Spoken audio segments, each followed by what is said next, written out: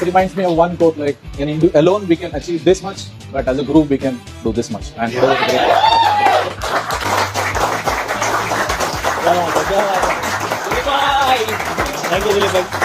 तो best of the best पे चली गई है and India definitely is shining. तो अब इससे अंदाजा लगा लें कि हमारा होमवर्क और उनके होमवर्क में कितना फर्क है। तो इसलिए मैं फुल मार्क्स देता हूं और मुझे लगता है कि मेरी छिटी हिस्स कह रही है कि हो सकता है ये 2011 के बाद अब भारत हो सकता है कि ये वर्ल्ड कप जीत जाए, इसलिए कि कंडीशंस उसको फेवर कर रही हैं, कल भी उसको फेवर किए। स्पिनर्स को खासी मदद भी हासिल हुई क्योंकि बॉल बैठ भी रहा था और यही उनके लिए, इंडिया के लिए Trump card at the end साबित हुआ। एक्सपेक्टेड था कि जरा मुकाबले का मैच होगा, कांटे का मैच होगा, ये भी वन साइडेड हुआ। अब तक थ्रू आउट जो इंडिया की परफॉर्मेंस इस इवेंट में रही, इंडिया आपको नजर आ रहा है वर्ल्ड कप जीता हुआ या उसके अगेंस्ट जो साउथ अफ्रीका है वो? आईसीसी जो यकीन तो बीसीसीआई का होल्ड है, मगर ये वेस्ट इंडीज में जो मैचेस खेले गए, बारिश होते गई, मगर फिर भी फाइनल होने जा रहा है 29 तारीख को। फेवरेट इंडिया है, मगर मेरा सवाल ये है कि इंग्लैंड को टॉस जीत के पहले फील्डिंग क्यों की? ये मेरा एक वो है पिच असेसमेंट हो। देखें उसकी वजह, आप पिच तो देखें, बॉल ब्रेक भी हो रहा है, लो भी रह रहा है, क्रैक। कल अगर आपने मैच के दौरान एक फुटेज देखी हो कि बीसीसीआई के जो सेक्रेटरी है जय शाह, वो गयाना क्रिकेट एसोसिएशन के प्रेसिडेंट के साथ बैठे हुए थे, वो इंडियन ओरिजिन के मुस्लिम थे। तो ये कल वाली सेमीफाइनल की पिच भी इंडिया के फेवर के लिए बनाई गई। तो मेरे ख्याल में लेवल प्लेइंग फील्ड दी जानी चाहिए, लेकिन इंडिया के पास क्योंकि पैसा है, उसके बहुत ज्यादा ये जो है, मुझे खुद यकीन नहीं आता कि इंग्लैंड, ऑस्ट्रेलिया, न्यूजीलैंड तो बड़ी बड़ी बातें करते हैं इनका कि जी हम लोग सारा उनका कंट्रोल होता है, मगर वो भी भारत को कुछ नहीं कह सकते। आप दे दे बिकॉज अब बात तो बेस्ट ऑफ द बेस्ट पे चली गई है and India definitely is shining. देखा, मैंने आपसे पहले भी कहा था कि ये जो कंडीशंस हैं भारत को सूट करती हैं, इसलिए कि हमारे सब कॉन्टिनेंट की जो कंडीशंस हैं वो वेस्ट इंडीज जैसी हैं। और मैंने स्पिनर्स का हमेशा जिक्र किया कि देखें भारत ने 4 स्पिनर्स लेकर गया है, कल उन्होंने 3 तो खिला दिए थे, ठीक है, 3 में से 2 ने तो 3 आउट कर दिए, एक ने जो है आउट नहीं किया, मगर बॉलिंग उसने जडेजा ने जो है 3 ओवर कराया और 16 रन दिए, बाकी दोनों ने 3 आउट किए। तो उनका होमवर्क, उनका प्लानिंग, उनके जो सिलेक्टर्स हैं उनको फिर मैं यही कहूंगा कि होता है ना कि भाई फुल मार्क्स उनके सिलेक्टर्स को, उनके कप्तान को, कि उन्होंने जिस तरह की भी टीम सिलेक्ट की। और हमारे वाले सिलेक्टर्स माशाल्लाह से उन्होंने एक ऐसा स्पिनर दरियाफ्त किया था और उसको लेकर गए थे जो अभी तक अपने घर में बंद है, मिस्ट्री है। उसको बोल दिया गया कि घर से बाहर मत निकलो इब्रार को, कि कहीं आपको कोई देख लेगा तो आपकी बॉलिंग का पता चल जाएगा, उसको खिलाया ही नहीं।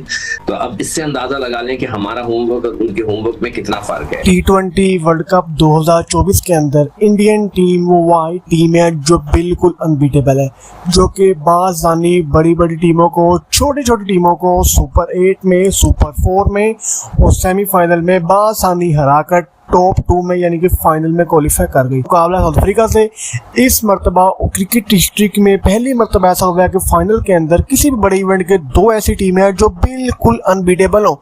लेकिन इंडियन टीम कदरे ज़्यादा स्ट्रॉन्ग है क्योंकि इंडियन के पास बैटिंग बॉलिंग दोनों है। साउथ अफ्रीका की पावर, साउथ अफ्रीका की बॉलिंग है, बैटिंग नहीं। लेकिन इंडिया के पास, इंडिया की बैटिंग बॉलिंग दोनों 100% मजबूत है। पाकिस्तानी मीडिया कहना है कि रोहित 11 वो वाही टीम है जो टोटली अनबीटेबल है, और रोहित 11 वो टीम है जो कि हर फॉर्मेट में बैटिंग बॉलिंग फील्डिंग में 100% दे रही है। जैसे कि ओडीआई वर्ल्ड कप में रोहित 11 को बड़ा झटका लगा फाइनल के अंदर, उसी गलती को, उन्हीं मिस्टेक को ओवरकम करते हुए रोहित 11 इस T20 वर्ल्ड कप के अंदर कोई भी मिस्टेक नहीं कर रही। पाकिस्तानी मीडिया का कहना था कि रोहित 11 के अंदर रोहित शर्मा जो कि अटैकिंग क्रिकेट खेल रहे हैं और हर मैच के अंदर बेस्ट स्कोर कर रहे हैं। अगर बॉलिंग की बात की तो इंडिया के पास बुमराह, कुलदीप यादव जैसे, जडेजा जैसे, अर्शदीप सिंह जैसे, बिलखसूस हार्दिक पांड्या जैसे डेंजर बैट्समैन और डेंजर बॉलर मौजूद हैं। शाहिद अफरीदी का कहना है कि आज का फाइनल मैच जो 95% चांसेस है कि इंडियन टीम जीतेगी क्योंकि इंडियन टीम का मोराल बहुत ज़्यादा बुलंद है। सिकंदर बख्श कहना है कि फाइनल के अंदर बिलखसूस ज़्यादा एज मिलेगा इंडिया को क्योंकि इंडिया वो टीम है जो कि टोटली अनबीटेबल है और इंडियन टीम ये बात जानती है कि साउथ अफ्रीका की पावर उसकी बॉलिंग है, और अगर साउथ अफ्रीका की बॉलिंग को ओवरकम कर ले तो साउथ अफ्रीका की बैटिंग ऐसी नहीं है कि वो 100 से 120 टोटल भी चेस कर सके। लिहाजा जो भी टॉस जीतेगा उसको ज़्यादा एज मिलेगा क्योंकि आज का फाइनल मैच टोटली टॉस पर डिपेंड करेगा। एक जमाने में जो बिग 3 बन गई थी उसके अंदर भी इन लोगों ने कब्जा कर लिया था, पैसे बनाएंगे सब। अच्छा, अब उसके बाद अब सब कल वाले इंडिया और इंग्लैंड के सेमीफाइनल में कोई रिजर्व डे था ही नहीं। यानी अगर ना हो सकता मैच, सोचें बिकॉज ऑफ बारिश अगर ना हो सकता तो इंडिया ने डायरेक्ट चले जाना था फाइनल में, बगैर खेले बाहर हो जाता। यस, तो ये चीजें बड़ी टेलिंग हैं। बेसिकली कहने का मतलब है अब तो बिल्कुल ही एंड ही हो गया वर्ल्ड कप का, लेकिन इन पे बात होनी चाहिए और सारे बोर्ड्स की तरफ से ये बात होनी चाहिए। हुमा जो कमेंटेटर्स वगैरह हैं, ये तो पेड बाय द आईसीसी है। किसी एक कमेंटेटर ने ये नहीं कहा कि ये पिच जो है इस सेमीफाइनल के लिए फिट नहीं है, एक ने नहीं कहा। वैसे कमेंट्री पे भी Sikandar we have our reservations over there कि वो कितनी बायस टुवर्ड्स इंडिया रही है थ्रू आउट कमेंट्री, वो तो आपने भी नोटिस किया होगा। स्पिनर्स को खासी मदद भी हासिल हुई क्योंकि बॉल बैठ भी रहा था और यही उनके लिए, इंडिया के लिए Trump card at the end साबित हुआ। एक्सपेक्टेड था कि जरा मुकाबले का मैच होगा, कांटे का मैच होगा, ये भी वन साइडेड हुआ। जहां तक बात है इंडिया की, India got a complete team, एक इतना सॉलिड बैलेंस है कि आप देखें उनके सुपरस्टार विराट कोहली रन नहीं कर रहा, तब भी उनको फर्क नहीं पड़ रहा, वो जीते ही जा रहे हैं, वो जीते हैं। अभी भी मुझे लगता है कि फाइनल है, ये इस चीज को चेंज कर सकते हैं।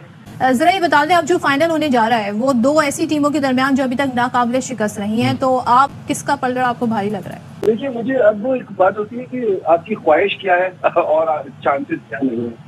हिंदुस्तान जिस तरह से खेल रहा है, देयर इज नो क्वेश्चन। मुझे सिर्फ ये लग रहा था कि सेमीफाइनल की 4 टीमों में एक इंग्लैंड ही नजर आती है जो इनको हरा सकती है, और कल के वन साइडेड सेमीफाइनल के बाद तो मुझे लगता है कि अब इनको हराना बहुत मुश्किल है।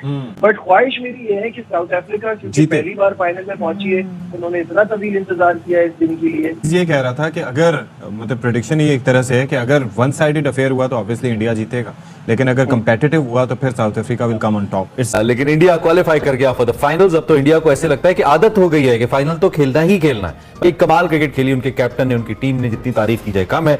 लेकिन यहाँ पे ये भी बताना जरूरी है कि इन दोनों में से जो भी जीते ज्यादा पैसे लेके जाएगा, बहुत बड़ी अमाउंट प्राइस बनी की सूरत में उसको मिलेगी। मेरी नजर तो उस पर थी। ऐसे ही अच्छा ना लग रहा था कि जब अपनी टीम बाहर हुई है उसके बाद बिल्कुल इंटरेस्ट नहीं रहेगा T20 वर्ल्ड कप में, लेकिन जैसे ही सुपर 8 स्टार्ट हुआ और सेमीफाइनल, तो फिर अब तो जो है ना मजा आ रहा है मैच देखने का। अच्छी क्रिकेट देखने को मिल रही है।